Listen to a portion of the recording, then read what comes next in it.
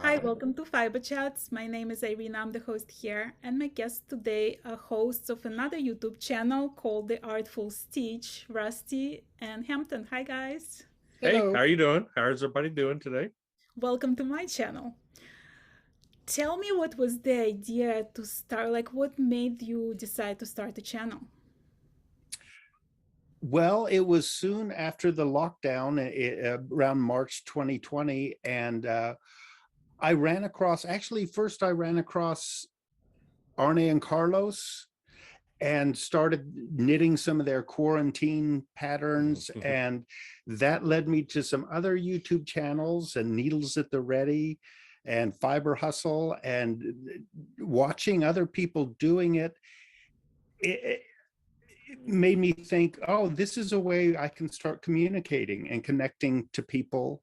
And I'm also an artist, and my website was out and still is out of date. And I thought, well, I can supplement I can connect to people this way as opposed to constantly spending time on my website. And so anyway, I I'm a knitter, and I thought, well, I'll do a knitting podcast. And soon Hampton, his creativity he got interested, and we got a sewing machine. And so originally it was called Rusty Knits because I was the only one. And then we evolved to Artful Stitch, and we had a contest and renamed ourselves. And so now it's both of us.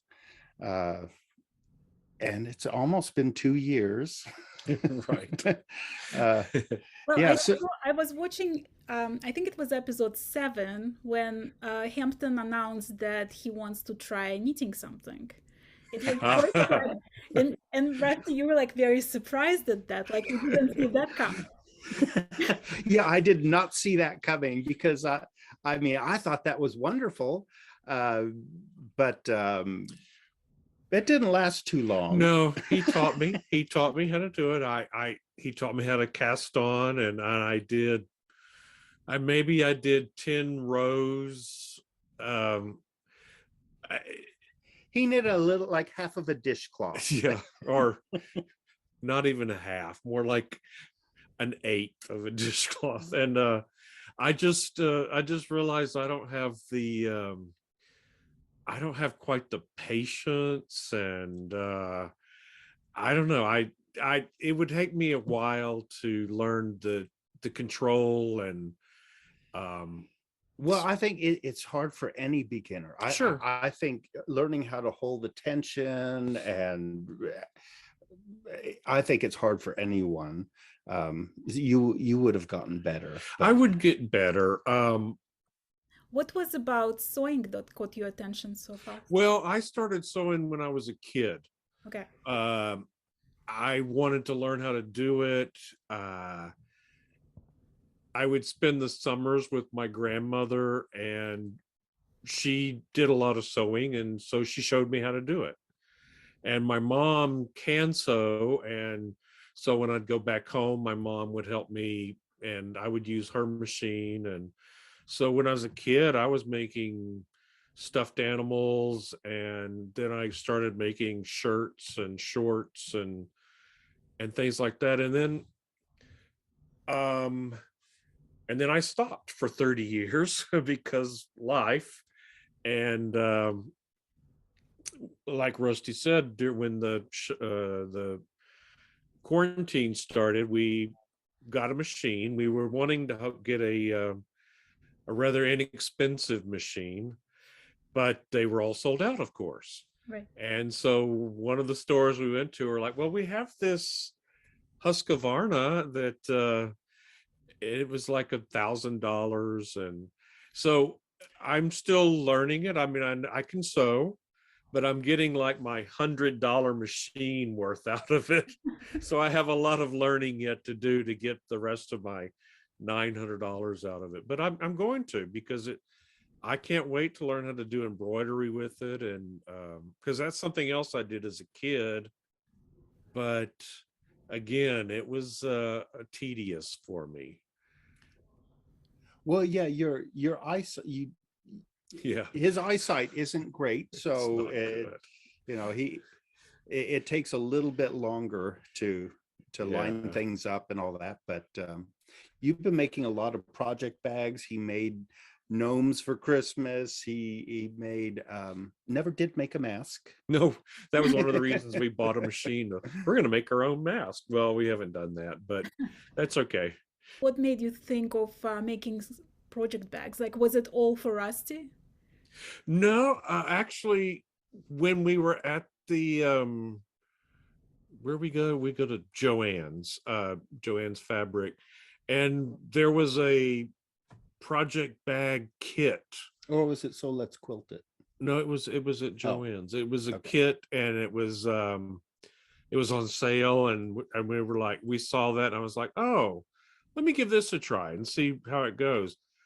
And it was so easy that I said, oh, I can do this. I don't even need a kit. I don't even need, now that I did it, I don't even need to read the instructions. I can just measure it out and sew it up and do it. And so I've been enjoying doing that. I've made Rusty quite a few bags, and then we have a neighborhood artist studio tour every year, and so this year I had some bags for sale and did okay with it. So yeah, you almost sold out. Yeah, I'm not ready to go to Etsy, but who knows? Yeah. Yeah, and when we customer.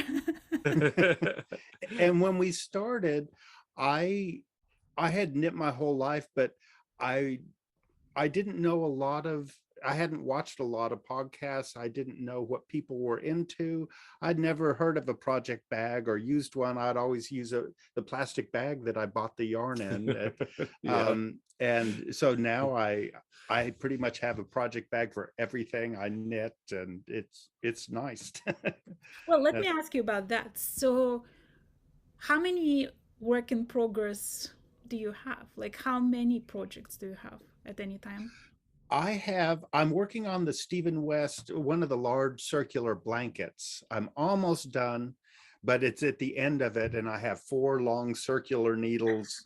There's about 1,200 stitches, and now it's just going really slow. Uh, I, I've got about 3 knitting non-art 3 knitting projects from patterns, and then I have 3 knitting art pieces going, right? Like I'm knitting on a kind of a pixelated intarsia piece. I've got 3 of those, so I guess I have 6 pieces going right now. When was the first time when you decided to combine your art with knitting? I think it's been about 4 or 5 years. I would say it's closer to 10. Well, okay, yeah, I've been experimenting. I've had ideas. I've been wanting to do it for a while, but I kind of held myself back because I was doing a lot of photography and taking those photos and weaving them together into sculptures. And a lot of my thought process was like the technique of knitting. And I mean, knitting always inspired me even before I was knitting. So, and I almost didn't want to use knitting because I saw other people in the art world doing knitting, and I didn't want to follow any trends. And I thought, oh, well, this is just trendy. And then about 5 years ago, I really started trying to figure it out, how to translate some of my ideas into knitting. And I thought, well, if I'm not, I've knit my whole life, why am I not letting myself do knitting? Because it sounds so satisfying to be able to make and sell pieces that I've knit.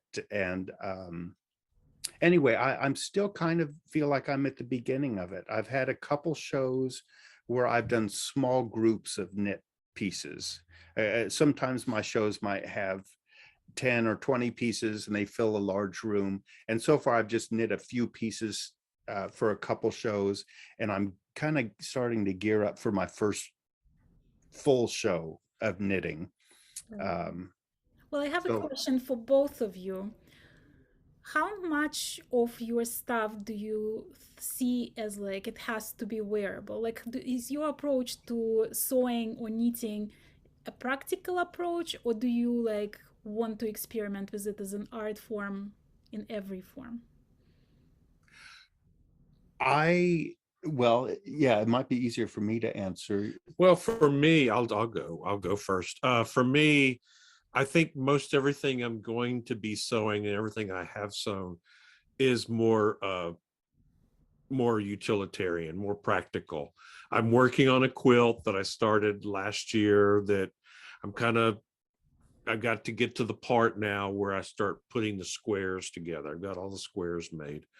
Um, I've been making the bags. I want to make some shirts again, like I used to do when I was a kid.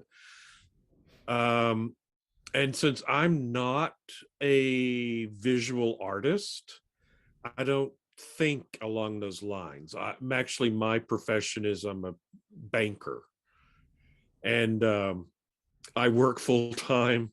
And right, even this week, I've worked 30 hours of overtime. Since I'm at home working, it's kind of easy, but it doesn't leave me time to do any kind of crafting or anything. But But for Rusty made this sweater that I'm wearing. He made it for my birthday in October. yeah, I mean, I've done quite a few shawls and socks and standard knit projects, but I always am thinking, oh, this would be great pinned to the wall and not worn, and just as a piece of art. And so I don't know. I kind of lost in thought right now. Well, and you've also made you've knit the pieces that are covering the wood sculptural Yeah, foundations. yeah, like one of the pieces, one of the types of work I do is covering wood sculptures, and it looks like I call it cube network, and it looks like cube tips interlocking, and I knit the right shape to cover those, and then I knit little cuffs where the end of the wood is. I knit a cuff around it. It's almost like I'm knitting little garments to cover the wood, and so I like the idea that of blending the art and the textiles and the fabrics, wearable things. So you're basically painting with yarn Yeah, on your sculptures. yeah, I've used photography and I've used paint and drawing to create images, and so this is just the latest way of creating an image.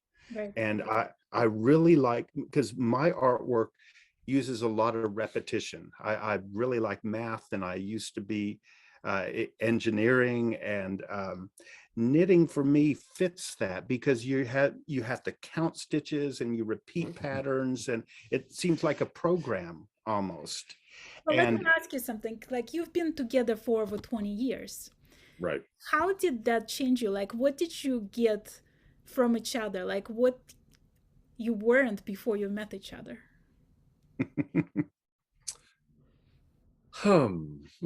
Wow. Um, he's made me more outgoing. I'm a hermit, but by choice. I like being in my studio month after month, just working away. Um, but Hampton's a lot more outgoing, and I see the benefits of that. I tag along with Hampton. I kind of have to force myself, but I'm happy that I have Hampton as an example that I can not isolate so much. you have like I do like working outside the home. I've always had a lot of volunteer positions where I'd go, be with people and get things done in the community. And I actually am the one in the family who now goes to art galleries and art museums and sees the art shows, and then I'll take pictures and I bring them home to Rusty. and show him what I went to see that he didn't want to be out in public. But he's taught me over the years, he's taught me how to take pictures, how to focus, how to compose to compose it, look for the lighting. And then actually when I get home, I can take those pictures and edit them, because he's taught me how to do that too, so that I have a better quality image. And he's also taught me over the years, I've learned from him to be a little more happy to be at home and not out in public. And so that's been a benefit during these past couple of years for sure. Well, let's talk about your personal stashes. So there is, I'm guessing, some fabric involved and some yarn from Oh, what I've yes. heard on your channel. So how do you balance that? Like, how do you decide what amount of family budget will go on particular part of the stash? Oh, I don't think it's budgeted in. I think it's impulse buying, and it's Well, yeah, whether we have run out of money or not. oh, I've paid all my bills. Look how much money I have. Let's go shopping. I buy a lot of yarn. I kind of have a problem because I can't stop myself, especially now that I'm knitting artwork that potentially could sell. It gives me an excuse. It makes me think, well, this is going to go into art. And um, I'm actually transitioning right now because I have bought so much yarn, as you've maybe seen on our episodes. Um, and I'm finding ways to use it, like this pixelated piece I'm knitting is using an Advent uh, calendar yarn. I got little minis, and so That I got him for Christmas this year. yeah, from this one's from You to Yarn. Um, but I I bought a lot of yarn from Stephen West, from local yarn shops around the area, just because of impulse, because I think the colors are so beautiful and I must think of something to do with it. But now for the last few months, I have to have a reason. I have to have a project in mind, because I have a large cabinet about 4 foot tall and 4 foot wide and 16 cubby holes. It's from IKEA, and it's totally filled with yarn. And I realize I could be knitting with that the rest of my life if I wanted to. When it comes to knitting, right? So, like, if you do, let's say, a sweater for Hampton, you want it soft, you want it certain quality. But if you do art installation, it doesn't have to be cashmere or merino, like some high quality wool. Do you still use high quality wool for your artwork? Mhm. Yeah. Well, I don't like knitting with acrylic so much. It pills up, and um, And the colors tend to be a bit garish sometimes. They're better than they used to be. He's taught me to be an acrylic snob, but well, yeah, and I thought about this a lot. I have friends that do art, and uh, some people will use cheaper materials. Like if they want a crystal on a painting, they might get a plastic thing at Michael's versus getting a Swarovski crystal, and I kind of like good materials. So I've always, with my photographic work, I always get the highest quality professional paper and ink, and part of it's about longevity. And if someone's going to really spend money, I want it to last. But for some reason, I'm a purist or something. I just really want to feel like it could be an article of clothing. I put just as much love into weaving all the ends in, and some artists might just have the surface of it look good, and it might be glued at the back, but I want it all with good technique and good materials. And so it costs more and it takes longer, but it's a lot more satisfying. Well, what about fabrics? Like, is there the same sort of impulsive buying, or are you Yeah. more, because you're a banker, you're very planned? No, I I'm planned with my day job, but with my hobbies, I'm not. And I also when Rusty started when he got back into knitting, I would sometimes go with him to the yarn store, and I was just lost, and I would just sit there like a husband would with his wife in the fitting room at the dress shop, you know.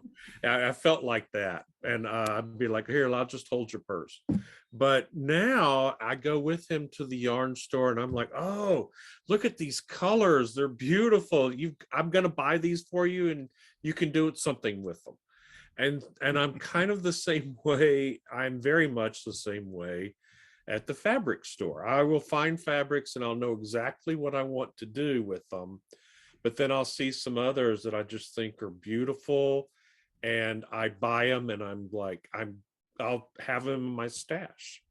So I also have a big IKEA cabinet in my sewing room that's full, and then I just keep adding to it, and so I've got things flowing outside of that also, just like he does in his studio with his yarn.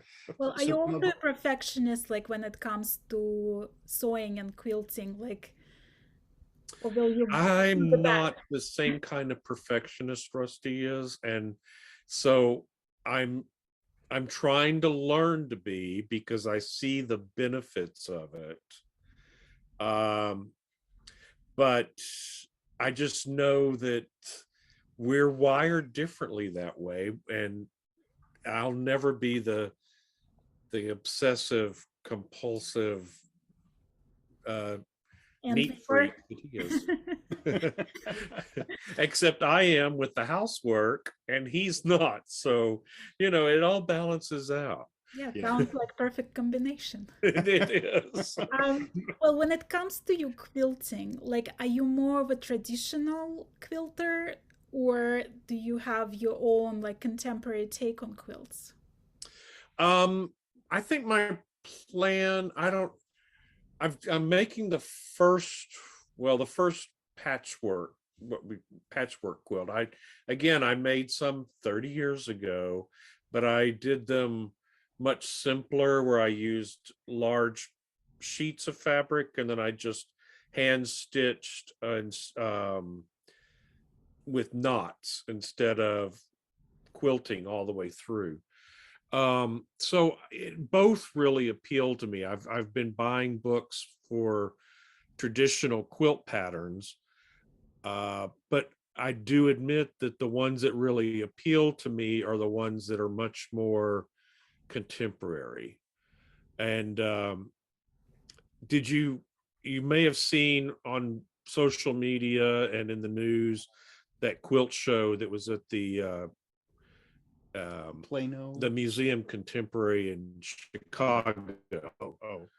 Um, that I would have loved to go and see that show, with the way that she was able to quilt those people into scenes, and being dancing and things like that. That just really appeals to me. Right. That taking a traditional material and a traditional technique and doing something totally different with it. Well, He that was the reason why I asked you about how practical your pieces are, because, like, to me, quilt has these two sides to it, right? On one Mhm. hand, traditionally, it's like used as the bedspread. On the other hand, I see so many exhibitions where quilt exhibited as a art piece. Like, Right. so, like, what's your dream or ambition for your quilts? And that I would say that is my dream ambition, is to be more of an art form, or to fit into that art form. I'm getting started with the more traditional method of piecing together uniform shapes, so that I can really get the techniques down. And from there, I can move on. Right. Well, And that's something I've learned from Rusty for sure. when you approach craft, right? So a lot of people think of knitting or of sewing as something, it's a way of meditative relaxation sort of thing, like to let your brain, like brain dead knitting in front of TV or something. Do you approach it that way, or do you want to learn every technique and understand every technicality of knitting and of sewing? What's your approach to craft? If I hear about a new technique, I'm excited to learn it. I love learning, and I learn a lot off of YouTube, YouTube uh, tutorials, and um, so yeah. I don't know how you would answer that. Well, I like learning new things also, but whereas Rusty can just knit while we're watching television, he knits while I drive. I drive everywhere, and he knits. And I can't do that. I have to be focused on what I'm doing. I'm overall I'm better at multitasking than Rusty is, but when it comes to doing crafts, I want to be focused on doing that. I want to learn the new techniques, but then I want to be into it. And I would say even I'm an avid reader, and I would say I'm really the same way with reading. I'm focused on it, uh, and I can tune out everything else around me. So I I tend not to like read a novel while I have the television on. I don't care to do that. Right. Yeah, and if I'm working on a piece of art, I want it in front of me all the time. If I'm not knitting, then it's up on the wall pinned so I can look at it and think about it, and I'm always thinking about how things are evolving, and how the next piece will go based on this one. um, and I'm always wanting to improve my techniques. The piece I held up is intarsia, and there's some loose stitches and tight stitches just in the normal intarsia when you change colors, and I've been learning how to avoid that, and I just keep refining my technique. Uh, so anyway, I don't know if that answered Right. anything, Well, but okay, so you mentioned at the beginning that when you were growing up, you weren't like really following trends. And now you're knitting Stephen West blanket. Like, where do you see yourself now in trend following? Like, are you into all the popular knits nowadays? well, Stephen West was new to me, say a year ago, and so I've done a lot over the past year, Right. because I feel like it was partly because there's a community all working on it, and that makes it more fun to share the ideas. And I'd never experienced that before. Um, but now I still look at Stephen West's new patterns, but I'm starting to change where I'm just doing my own artwork, because there's a limited amount of time and a limited number of things I can make. And if I spend a couple months working on a big blanket, then um, and I have to earn a living. Yeah. So I'm kind of starting to do just my artwork lately, and um, I don't know. I don't want to say it was a phase to do all the Stephen West, because I love it and I'll probably come back to it. It's really um, comforting, satisfying to just follow a pattern, because you can turn your mind off somewhat. And even if you have to count, and you can still, there's not as much pressure as when you're doing your own pattern and making all the decisions, and then it has to uh, go into a gallery show or whatever. There's a lot more considerations, and um, so sometimes it's relaxing just to follow a pattern. Well, as And an artist, like, is it difficult for you to follow Steven's patterns just because, like, each shawl of his It's like 5 colors at least. Is it harder for you to pick those colors, or is it like just because of your sense of colors? Yeah, well, I, yeah, I've done both ways. I've ordered his kits, and so maybe there's 20 different kits, so I choose the colors that I like, but still it's kind of his choices. And I've enjoyed that, but lately I've started just using my own yarns, and I want to support the local yarn shops here, as in just sending money to Amsterdam, and so And paying the shipping. And so so for at the very beginning I was buying kits, and then I started using more yarn around here, and now I'm buying yarn from around here, and I'm talking to a local dyer that can do a certain gradient, different colors for my artwork, and so I guess I'm making more and more decisions on my own. But Rusty is like that for sure as an artist, with and his education being aeronautical engineering and music composition. So he writes his own music.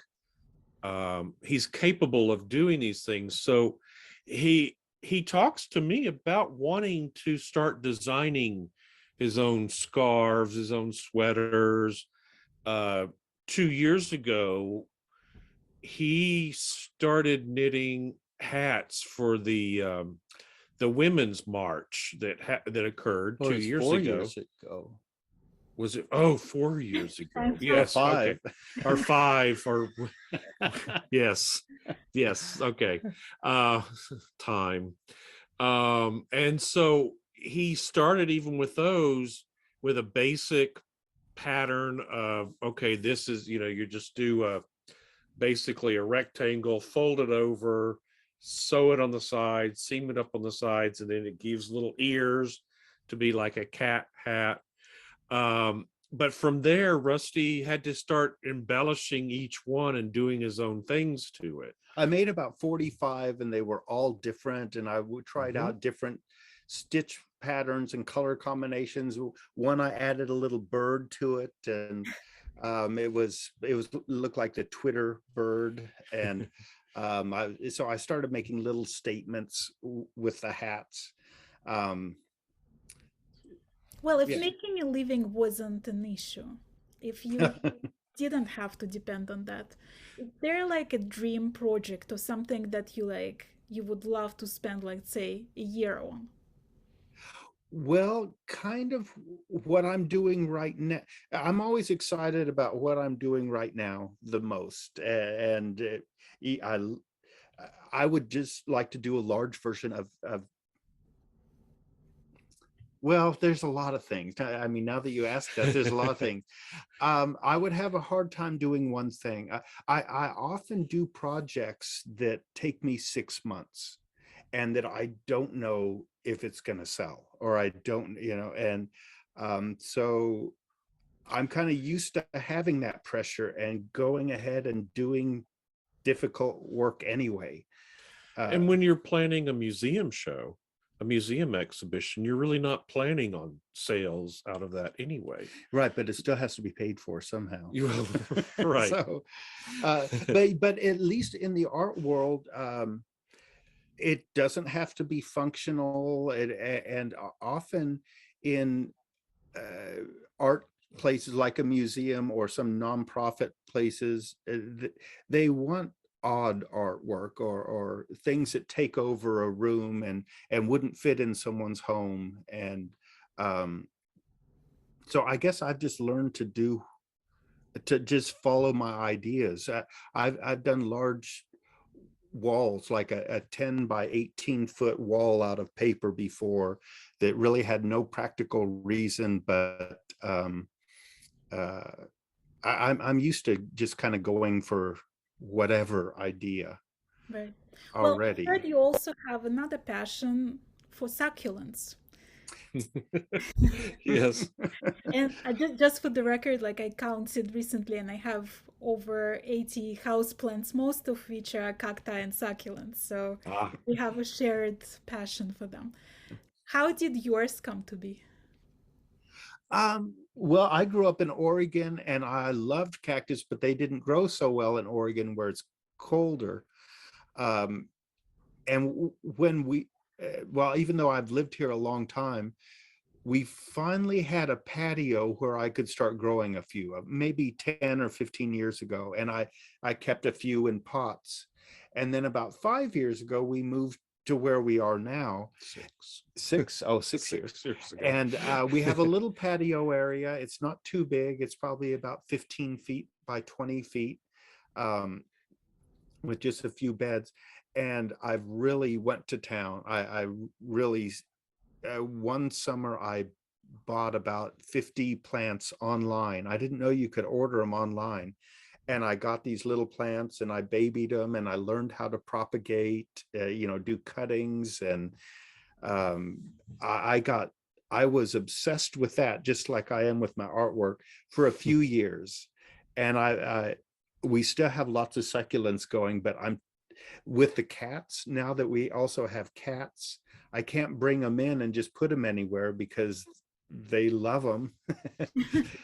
And so yeah, our one of our house cats loves to eat any plant and they make him sick. And some plants are toxic to cats anyway, but anything he eats that's not his prescription cat food will make him ill. And so we have to be careful.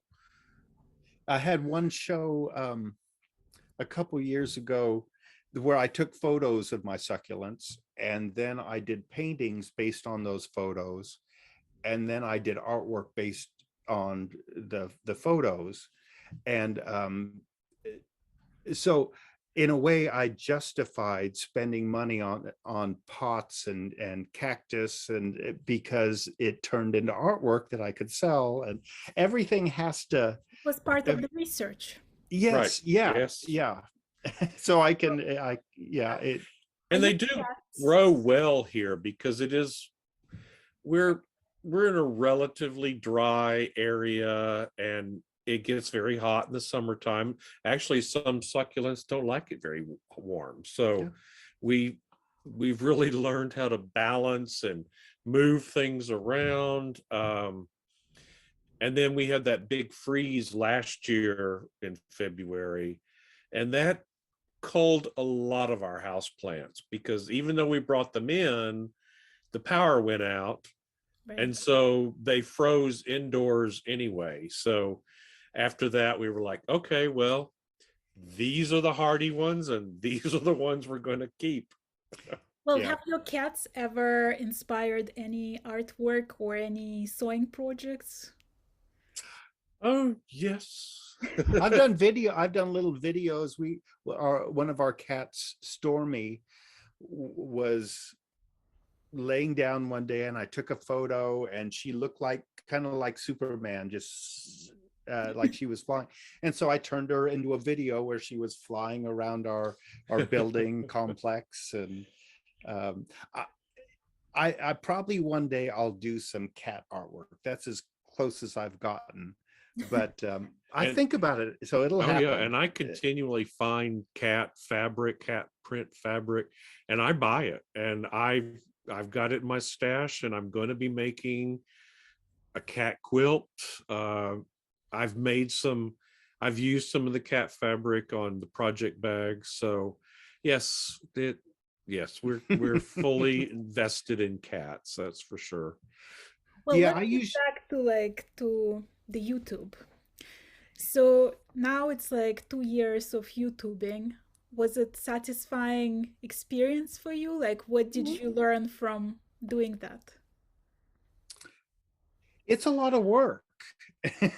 Because Rusty puts a lot of work into the edits and the sound editing and the cutting out, the pieces that don't work so well and the little coughs here and there. And it would probably be less work if I knew what I was doing, but since I have to learn as I go. And we started out doing it wanting to do it every 2 weeks. For some, that sounded reasonable. And at the beginning, we kept up with it, but it's been, our episodes have gotten longer, and maybe every couple months or every a few months. And yeah, now and I also thought that I would want to show my artwork, like this is a progress on my piece of art, and I started doing that sometimes, but I found out that that's a little difficult for me because I'm such a private artist and I'm work by myself, and when I show people, then I have other new pressures on me, and so I've learned that I like to still keep that private. So I've been showing not my artwork as much as knit projects, patterns, and anyway. Mm-hmm. Well, I mean, was there like ever any regret of doing it together? Like, were you questioning that, like, why are we there together? Is No, it difficult to balance because you're doing different crafts? no. In fact, when Rusty started the podcast as Rusty Knits, I was there from the beginning. We just work well together on everything that we do. Um, I think it helps us. If I was just talking, some people do well, like you, with just themselves. Well, actually, you're interviewing. I'm not doing well by myself at all. Oh, well, it some makes it a people. bit more conversational by having the both of us. Yeah. I think we've heard from friends and other people that they get to know us a lot better, even close friends, Even our because neighbors. they see us more now, and they're saying, I know you a lot better because I've watched your show, and the way we interact, they feel like, you know, they're really getting to know us. So I think it's good to have both of us. Well, I can't imagine. did you meet like new people through your YouTube channel? Like, Mhm. is there groupies who like watch every single episode as soon as it comes out and leave your lovely comment? We've Yes. had that, yeah. Yeah. Yeah. We had one guy that would write little songs and lyrics. He would write lyrics based on some of the things we had seen, and it's hysterical. But yeah, I and it kind of surprised me at first, because I feel like we're kind of doing a show about nothing in a way. But yeah, people really look forward. Some people really look forward to the episodes, just like I look forward to a few different podcasts. And as soon as it's out, I want to watch it, which I never used to do a few years ago. I never thought about getting excited about a YouTube show, but something about the lockdown and Right. just changed my Mhm. perspective on that. And by me doing that quilt with a quilt group from all over the world, we've made a lot of friends through that. And so now we're Facebook and Instagram friends. And I have always had ever since Facebook came out, I've always had the desire to meet people in what I call the reality version of Facebook. And so now we've made some pretty good friends through the knitting and quilting groups. And so there's people.